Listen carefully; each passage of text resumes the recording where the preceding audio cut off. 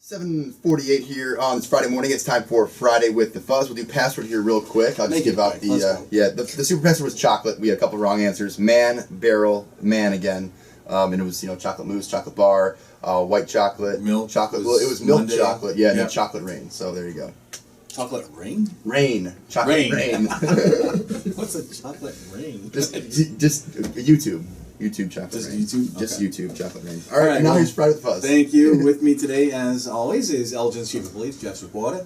Thank you for joining us, Jeff. Thank you for having me. Good morning. Good busy week, right? Kind of tied up a Yeah. couple loose ends. You had a couple active investigations going. One, you had the bike path incident, and we talked about that last week.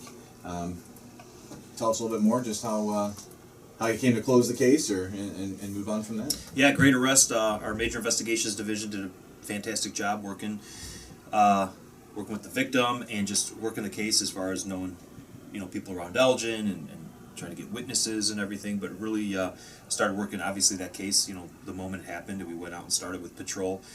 Good response for our patrol division, and then just our detectives did a lot of work, and were ultimately yesterday able to bring somebody into custody and had him charged. So that was one that many people. We have a lot of big incidents, obviously, that happen. It's the random acts to the public, I think, that just kind of gets everybody a little concerned, right? Yeah. And so it's just that could have been me, kind of thing, as opposed to it happened at 3 o'clock in the morning in a different part of town. Like this was a public area. It was.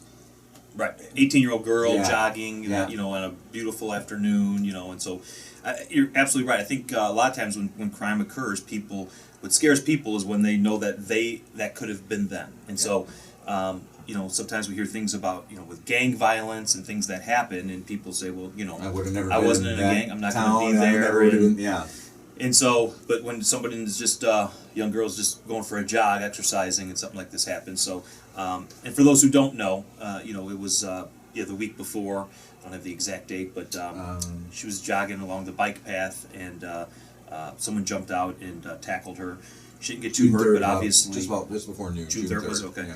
and she didn't get badly hurt, but obviously, very scared, and thankfully there was like someone from the public that stepped in as fellow well. bicyclist, was riding by and stopped and helped her, and the person got away that day, but we were ultimately able to find out who it was and put him in jail. So I was just very proud of the Major Investigations Division, who really worked very hard on this case. So that was a good arrest. Yeah, a week and done. Well, done. Now it goes through the courts, but Right. your end of it's over. Exactly. So. He won't be doing that again for a little while, so that's good. The other one, we had there was a shooting back, I believe it was May 27th. Yep. This was in the area of that was where the arrest occurred, right? Yeah. And this was the shooting at the Du Bois Avenue. Yeah.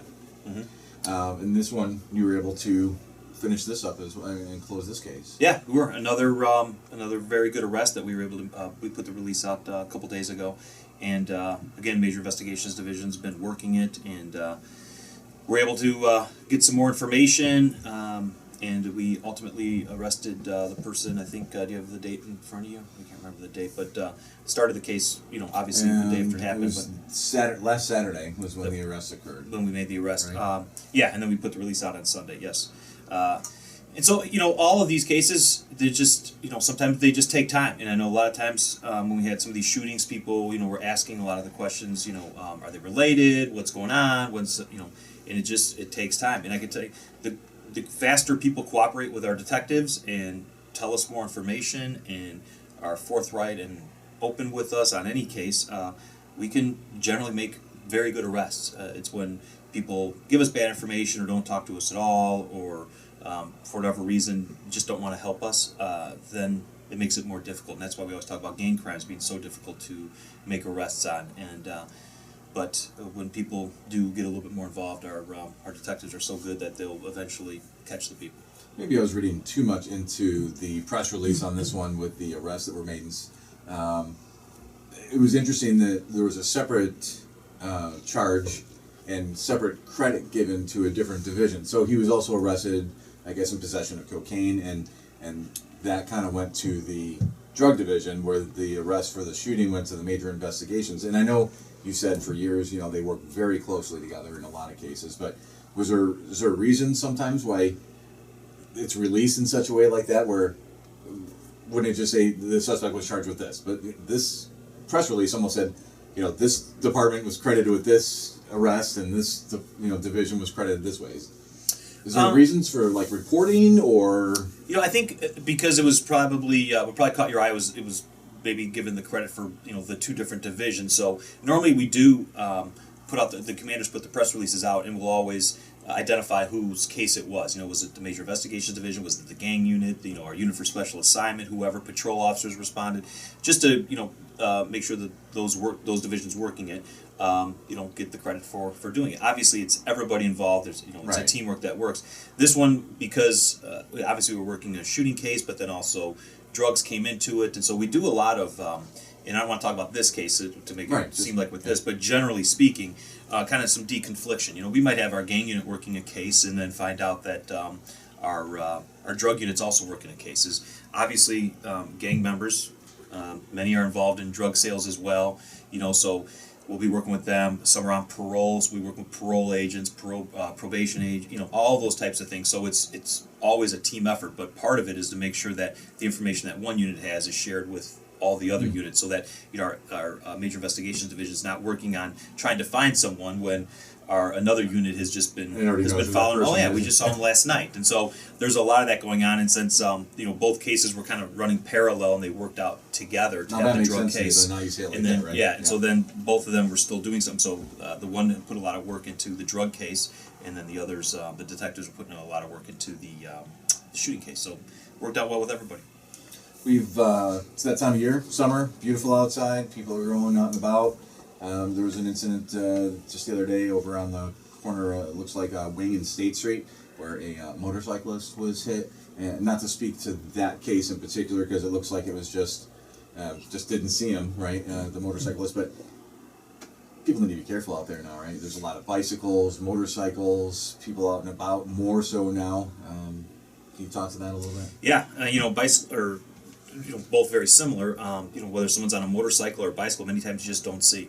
And just being summertime now with kids running around, all day. Used to be, when they're in school, you don't have to, you wouldn't see kids as often. But now with kids playing, in yards and streets and balls, going into the roadway, it's just really important that people just take it, maybe slow down a little bit more, be a little bit more vigilant with it, not be distracted. I mean, you don't have to drive too far, and you'll see somebody, texting or looking down at their phone. I mean, it's happening everywhere. So just, whether someone's on a motorcycle or a bicycle, people in the cars need to really be a little bit extra careful. And the people on the motorcycle and specifically the bicycles need to be very careful as well, because you've also seen bicyclists, doing some things that's not very smart. Go right through the intersection and not stop at the stoplight. Yeah, exactly. And so bicyclists who are listening need to make sure that they're following the rules of the road and making sure that they're being safe as well.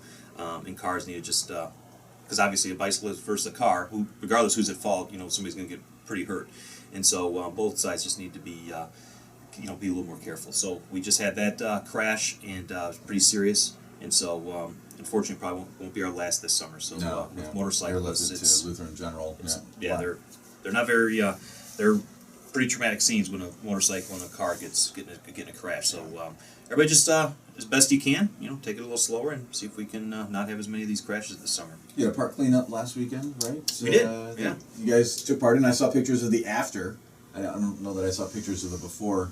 Oh, did you? On social media, but I saw that there were some pictures of the He posted them, yeah. Looked real nice. If you go a little back. Yeah, we were over at the Wing, not Wing Park, but there's a small park off of Wing Street and 31, and Todd Ramljak, the sergeant on the midnight shift, organized a park cleanup. He was there, off duty, and just said, this thing is a little run down, and we have so many parks that sometimes sometimes they. It just takes a little bit more, sometimes some might fall under the radar, and this was one that just seemed to fall under the radar with needing to be spruced up a little bit. Very fall under the radar. And so Elgin Housing Authority was out there, our Parks Department was out there, police officers, I think we had probably 15 police officers. Some officers showed up with their kids, and wives were there, and everybody just pitched in, and within probably 2 hours spread mulch all throughout the entire play area. Painted the sign. It looks much nicer when you drive by, and planted some flowers and things. So it was just a great park cleanup, and it's just another thing, another example of just an officer seeing something that never going to make the newspaper, but a police officer realizing that we're part of the community, and this we could really make a change here in a matter of about 2 hours, and did. And so the kids that were then, as we were leaving, many kids were out there starting to come back to the park. So it was just a very nice event. So great job by Todd, but then also all the police officers who showed up and just helped clean up the park. So it was very, very nice. Too hot for spot, and just the whole leaving anybody, anything in the car. Now that it's summertime, it gets pretty hot in there. I mean, it was 70-something degrees outside the other day, and I was finishing up typing a report for my work, and I'm sitting in the car. It started to get pretty hot. I mean, I had turned the air on, and it was 70 degrees out, and I'd just been sitting there and typing away on my laptop, and next thing I knew, I was warm, and I thought, man, it's only 70 out. There are days when you see a dog or in the car, and it's 90 degrees, and who knows how long they're inside a store.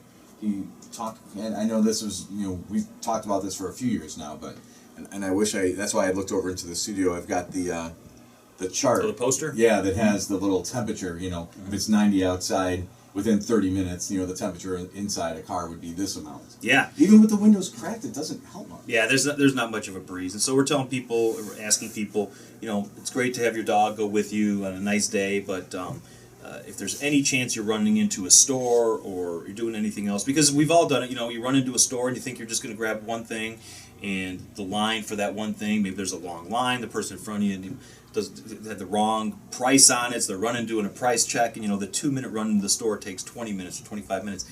And in that time, inside of a vehicle is very hot, even with the windows, like you said, correct. So don't asking people, just leave the dogs at home. And if you see somebody who's got see a dog in a car and it obviously looks very hot, call us. We'll come out and we'll make sure the dog's safe. And we always try to find the owner and make sure they can come out. But if we can't find the owner, and somebody, speaking of which, he's very happy to find out. We're looking out for his friends. We just had a dog in the studio.